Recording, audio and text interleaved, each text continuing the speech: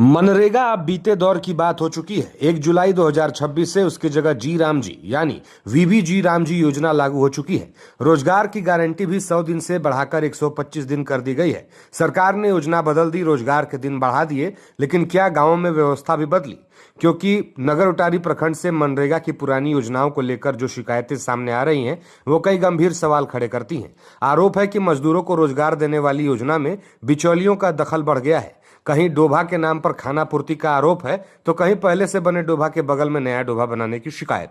इतना ही नहीं, ग्रामीणों का आरोप है कि कुछ जगहों पर मजदूरों से काम कराने के बजाय जेसीबी जैसे मशीनों से खुदाई कराई गई। अगर यह आरोप सही है, तो सवाल सिर्फ सरकारी पैसे का इस्तेमाल का नहीं, सवाल उस मजदूर का है जिसे अपने ही गांव में रोजगार मिलना था।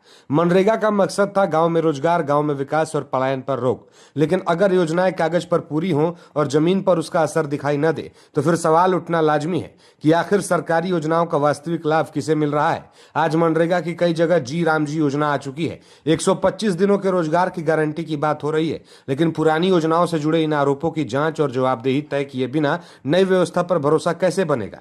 नगर उटारी प्रखंड के ग्रामीणों की मांग है कि मनरेगा की योजनाओं के चयन से लेकर स्वीकृति, स्थल निरीक्षण, मापी, क्रियान्वयन और मजदूरी भुगतान तक की निष्पक्ष जांच हो, क्योंकि सवाल सिर्फ एक डोभा का नहीं, सवाल है गांव के विकास के नाम पर आने वाली सरकारी राशि और आखिर जमीन पर कितना विकास हुआ इसका।